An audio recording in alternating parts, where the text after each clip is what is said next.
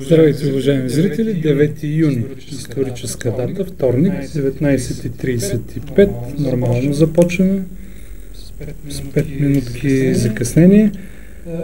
Утре по това време пък ще е започнало второто полувреме на матча Бразилия-Шотландия. Започва голямата фиеста.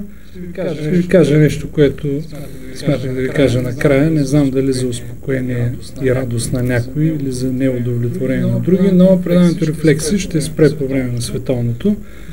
Няма да се опитваме да се борим с това чудо футбола. Днес в студиото съм поканил жив философ. Човек, който обича мъдростта. Като имам предвид, че в днешно време философите не са толкова много първо и че хората малко ги познават второ, реших да ви запозная с един такъв човек, при това бургазлия, при това тези, които го познават, казват, че е интересен и аз мисля така. И така, главен асистент, доктор по философия Стойчо Кьосев. Добър вечер, добре дошъл. Добър вечер. Само ако позволите една корекция. Разбира се. Аз съм човек, който занимава с преподаване на философия. Философия е прекалено висока титла, за да мога да се присвоя. Философия Сократ, Платон, всеки да се знае мястото. Това сериозно ли? Аз мисля, че всеки, който е учил философия и си вади хляба с нея, е философ. Да, на първата част отговарям. Учил съм философия, но да се вади хляб с философия в наше време в България е твърде абсурдно. По-скоро философията е естетика, начин на едно красиво преживяване на времето, ама вадене на хляб е също така силна дума, като думата философия. Добре, обикновено започваме с автобиография на госта. Този път ще оставим, за да видим тези, които завършват философия, какво правят в края на краищата? От какво живеят? Всеки си намира нещо друго, някакво друго попреще и ползва философията само като начин на мислене или какво? Ами аз ви казал, че философията е начин на живот сам в себе си. Философията не е, слава Богу, не може да бъде средство за прехрана. И това винаги е било така. Много рядко е имало в история на духа на европейския дух човек, който е философствал, за да се прехранва по този начин. Или ако е имало такива, те не са останали в история на философия. Добре, погледнато автобиографично, как стигнати до момента, в който реши да учиш философия? Автобиографично бих казал, че това беше една щастлива случайност. Че всъщност аз исках да следвам право, но слава Богу не ми стигна бала за право. И после си давах сметка, че това слава Богу не е случайно, защото правото така или иначе като практика е един занаят. Пръста на съдбата или? Да, може би да.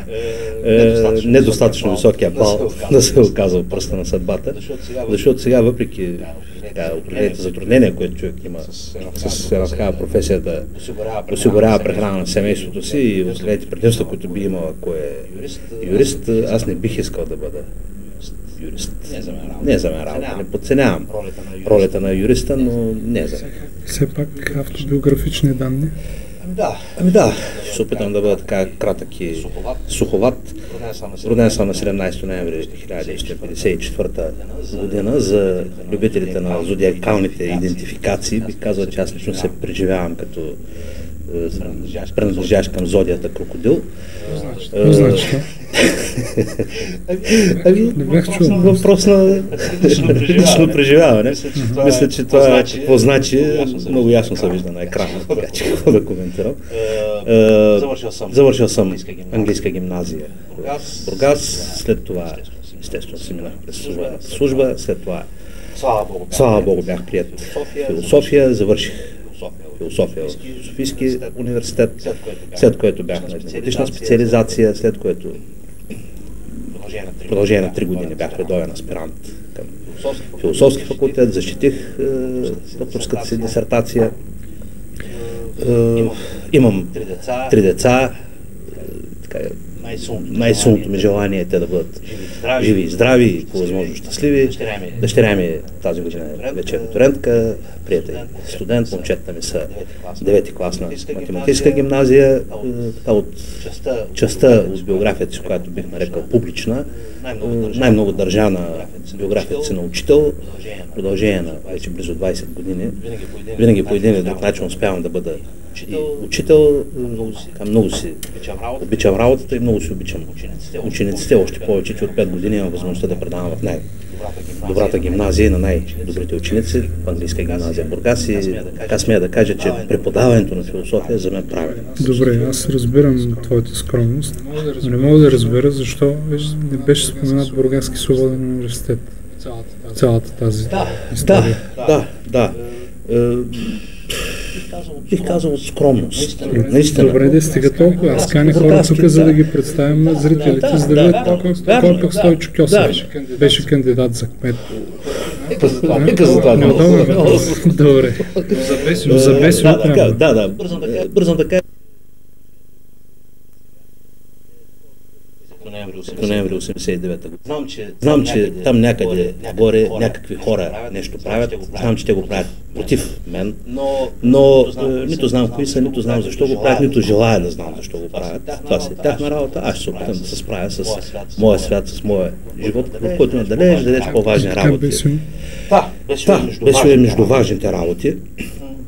Бесио е може би най-красивите неща, които са се случвали в живота ми. Възможността на този град, в който съм роден, в който съм израсъл, чиято традиция и дух съм свързан, който искрено обичам. Кажи как стана с Бесио. Нека да свърши само, ще кажа. Че на този град имах възможност да се причаствам към най-хубавия дар, който качели получи. И това е да си има университет. А вече два. Защото така хубаво се стана, че този университет се оказа фермент и един институт там, който беше някакъв предатък. И той вече е университет, и Бургас има два университета. Много хубава работа. Стана благодарение на това, че тъй отричаното гражданско общество в Бургас се оказа, че го има. И че тогава и студенти, и преподаватели, и граждани, и недолюбваните от мен юристи, и още много други хора се включиха и действително екснихило от нищо, без традиция, без възможности направиха нещо, което е така или иначе университет. Значи, при цялата ти скромност има нещо, с което се гордееш, освен децата. Абсолютно. Уважаеми зрители, днес с Стойчо Кьосев се видяхме за малко. И аз го предупредих, че имаме открита телефонна линия, на която вие звъните, когато има футболни треньори или естрадни изпълнители. Той каза още по-хубаво. Аз все пак съм длъжен да ви кажа номера 2273, един импулс, независимо от продължителността на разговора. 2273, за да зададете въпроси на Стойчо Кьосев, може да го провокирате както намерите за добре. Аз ще изпитам удоволствие от това. Значи толкова с автобиографията. Така. Сега вие сте издали с Пеньо Костадинов две неща, но нека да стигнем до тях така малко заобиколен път. Ще започнем от вярата, може би. Защото според мен тя е проблем днес, за днешна България. Значи тук беше сливенския митрополит преди повече от месец. И когато му казах, че според мен България е в това състояние, защото много малко от хората са вярващи, го питах какво прави Българската православна църква, или както я пишат във вестниците БПЦ. И той ми каза, значи гледах записа и си записах днес, високо нравствения живот на духовенството, проповедта и молитвата да бъдат пример за миряните. Така, обаче според мен само с този пример трудно. Някой трябва да обяснява това християнство, което не е било обяснявано на хората 50 години. Да, съгласен съм. Добре. Щом се съгласи толкова лесно, да чуем кой не се обажда и какво ще пита господин Кьосев. Слушаме ви. Има ли телефонна връзка? Алло? Да, заповядайте. Да, заповядайте. Искам да задам въпрос, господин Кьосев. спирам на киоск, там се извинявам, малко включих телевизора и не съм сигурен дали той говори за философския кръжок, който води преди на 10 ноември. Това е един кръжок, който така постави в Бургас, може да се каже, не началото на дисидентското движение, може би и имало, но това беше така един, да се каже, върха на айсберга. Това беше, може би, първо началото на дисидентското движение и впоследствие той 19 ноември и всичко останало. Нека да кажем малко повече за философския кръжок, ако може. Да, разбира се, с най-голямо удоволствие. Вярно е, че имаше и такъв момент, но ми се иска той като че ли да остане назад. Истината е, че това беше въпрос на гражданско достоинство, все пак някакъв род честност. В този момент, който наистина комунизма почваше да се разлепва, да има една такава дисидентска позиция, но това е нещо, което че ли времето естествено отмива. А това, което наистина остава е, че с тези момчета и момичета правихме действително нещо много красиво за мене и това беше философия. И съвсем не случайно хората от този кръжок, голямата част от тях отидаха страшно напред в областта на различни хуманитарни науки. Имат чутовни постижения, които не ми се иска тук да отнемам времето на зрителите, за да ги изброявам, но само това ще кажа, че един от членовете на кръжока отдавна е художник в Ню Йорк и когато се върна, казаха, ти, Дани, сега вече си в Ню Йорк, това е голяма работа, нали, тук е все пак един провинциален град, така е нищо подобно. Провинцията не е въпрос на география, провинцията е въпрос на дух. Ето, например, този кръжок, който правихме тогава, не беше в никакъв смисъл провинция. И това е нещо, което по синтетичен начин изразява смисъла на това 10 години съществува кръжок и така е нещо, което мен истински ме радва и така ме кара истински да си спомням за него, а не толкова все пак този момент с дисидентската изява, макар че никак не се срамувам, напротив, гордея се с нея. Слушам това за кръжока и си мисля, че ако беше продължил в политиката, може би щеше да си някъде по върховете сега.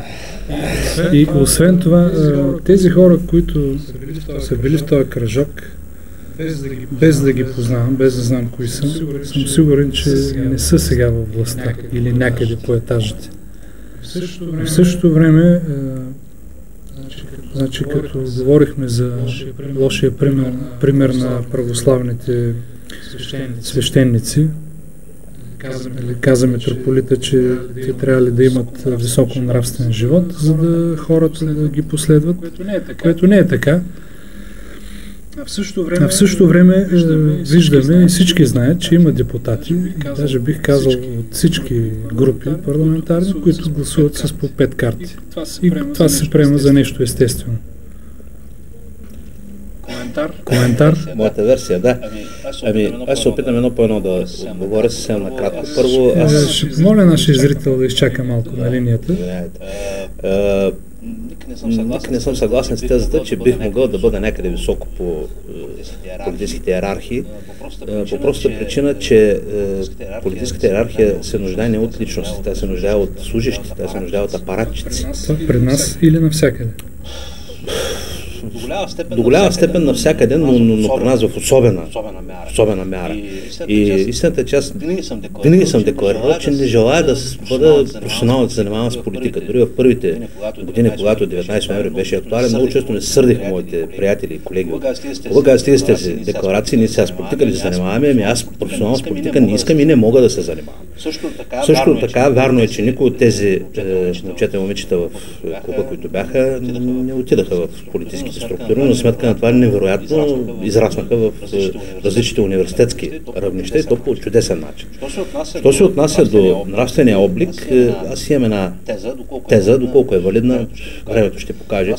Но аз мисля, че големият проблем на нашия обществен живот е липсата на елит Значи този елит, който би трябвало да бъде църковен, политически, би трябвало да бъде и отговорното нещо, което да даде примера, посоката и прочие. Случай, извиняй, нека да спрем на елит, защото рядко имаме зрители, които да звънят. Да не изпуснем този. Слушаме. Добър вечер. Бих искал да задам един въпрос на Стойчо Кьосев. Сега доста е нашумяло тая дейност на сектите. Какво би казал философски погледнато от негова гледна точка за тия секти? И не, че съм сектант, просто би добре дошло да обясни на гражданите в Бургас, специално за тия секти. Това е. Благодаря. Ще се опитам да бъда кратък, макар че въпросът предполага една много обширна интерпретация. Факта, че сектите намират почва у нас е така много ясен, категоричен симптом за съществуването на една духовна криза. Само че това, което искам да подчертая е, че това не е специфична само за нас криза. Бих казал, че цялата европейска цивилизация преживява една криза и който бих нарекал кризата на липсата на абсолютни ценности, на абсолютни ориентири. Българска православна църква, която действително съществува по мое мнение, в унисон с каноните на православието, не може да вземе такава категорична, такава воинстваща позиция по самата си определеност, каквато си позволяват сектантските движения, те затова са и сектантски, и благодарение на която те твърде свободно могат да оперират точно с права върху абсолюта, върху абсолютни ценности, абсолютни ориентири, абсолютна вяра. И точно този вакуум, който съществува, но пак искам да подчертая, според мен далеч не само у нас, е всъщност благодатната почва за тези секти. Това е проблем, голям проблем, защото сектанството откъсва нашите най-чувствителни, най-хубави деца. Защото точно при тях се явява проблема за абсолютните ориентири, да откъсва от естествената им среда, от естествената им история. Не само обществото ни ги губи, но и те губят нас. И те губят естествения си свят, естествената си връзка. Добре. Това малко стана като лекция, обаче като слушам какво говориш, излиза, че тези така наречени секти били воинствени и нещо в този смисъл. Обаче аз питах владиката, трябва ли свещениците да проповядват и дали някой следи. Оказа се, че не. Никой не следи и те могат да вземат мерки, там тяхното ръководство. Ако някой се оплаче от някой свещеник, че не е проповядал както трябва или че е бил пиян или нещо такова. А в същото време другите проповядват. А проповедта е начина да обясниш свещените слова на човека, на обикновения човек. Така че но това наистина е доста дълга тема. Да се върнем на елит, който липсва в България. Да. Липсва и не само липсва, за съжаление, липсва и традиция в това отношение. Даже бих казал, че има точно обратната традиция, традицията на егалитаризма, на уравниловката, която истински възпрепятства съществуването на отговорност. Защото вече много добре го изпитахме на гърба си по социалистическо време, че когато всички отговаряме, всъщност никой не отговаря. С други думи, хората по върховете си мислят, че са елит, но разсъждават като плебеи. Хората по върховете, за съжаление, не са елит. Защото да си елит, преди всичко означава да си отговорен. Факта, че може такова показно, по-нагло да се нарушават елементарни норми, елементарни принципи. Ето, явно вижда се в залата, че са 30 души, на таблото излезе, че гласуват 150. Факта, че по този начин се нарушават такива елементарни норми е много ясно показателен за липсата на задръжка, за липсата на отговорност. Няма думата джентълмен на български. Няма българска дума за джентълмен. Няма. И стигаме сега до тези неща. Значи, като знаете вие с Пеньо Костадинов, че няма елит и решихте да направите като най-добрите младежи на Бургас. Нека да го покажем на зрителите, а ти ще разкажи с две думи за какво става въпрос. Става въпрос за поставянето, може би, на едно начало на тая традиция. Има една хубава приказка, че и най-дългият път започва с първата крачка. Опитваме се да направим тази първа крачка, защото точно тези млади чудесни хора, които имаме в нашия град, биха могли да бъдат истинския фундамент на истинския елит. На тези, които с ум, с възможности, с труд, с воля успяват да овладеят върховете сега на образованието, а дай Боже да се окаже, че в бъдеще и на обществото. Вие сте като или акушери на зараждащия се бургаски елит. Много хубава дума, много е харесал. Още повече тя си има философска традиция. Маевтиката, изкуството на акушера е нещо, което е и философски. Има ли други такива подобни издания в България, в София? Не, категорично няма. И съм убеден, че за съжаление скоро няма и да има. Защото другите хуиско някакси по-лесничко се правят. И някакси е по-изгодно да посъбереш бизнесмени, менеджери и така нататък, да ги представиш, да туриш една такса. Видяхме Вацовското издание, какво чудо беше. А пък да тръгнеш да събираш деца, наистина мисионерска дейност, на която търговския корелат е много съмнителен, затова се съмнявам доколко ще се намерят хора. Тук са идвали вестникари и всякакви и театрален импресарио Любо Добрев и Петър Генчев от Рента. Всеки си хвали медията и респективно дейността. Ти хвалиш най-добрите младежи на Бургас. Аз обаче сега питам, каква е вашата лична изгода на теб и на Пеню Костадинов да го издадете? Какво? Някакви пари сте спечелили? Значи, ако трябва да бъда точен, пари не сме спечелили. Това, което сме спечелили, е възможността да го издадем още веднъж. Значи, благодарение на това, което получихме като спонсорства, благодарение на това, което получаваме, когато продаваме книгата, акумулираме средства, които ще ни позволят още веднъж да направим цялата тази изследователска дейност и да платим разноските по това нещо. Това не е малко. И аз в никакъв случай не искам да омаловажа това, че ние успяваме все пак да живеем една година. Все пак успявам редно с учителската заплата да осигуряем прехраната на семейството си с това. Но в никакъв случай това не бих нарекал спечелени пари. Сега, да ползваме наличието на философ в студиото, уважаеми зрители, да раздухаме още една думичка, още един термин, който сега много се пише и говори по медиите. Става въпрос за корупцията. Значи, Филип Македонски бил казал, че една непревземаема крепост ще отвори много лесно вратите си, ако към нея тръгне едно муле натоварено с злато. Има една друга приказка, че нещо, което не се купува с пари, се купува с много пари. Започнем от там. Има ли неща? Аз мисля, че има. Да чуем философа. Неща, които, извинявай, учителя по философия, не е толкова важно. Има ли неща, които наистина не се купуват? Просто не се купуват. Да, има неща, които не се купуват и за мен в случая е много емблематична онази сцена от Нобеловия роман на Джон Стайнбек "Зимата на нашето недоволство", там където италианският имигрант, алчния, жабаря, безскрупулният човек в един момент направи един огромен жест към главния герой Алън Хоули и му каза: едно нещо е важно, да не изчезне искрата, да не се загуби искрата. Ето, искрата с пари не се купува. Преди малко говорихме за личния пример на свещениците и така. Ето има един чуден човек, Боян Сараев. Този човек с пари не се купува. Това, което той създава, с пари не се купува. И не случайно е казано: блажени верующи, блажени страдащите, тяхно е Царството небесно.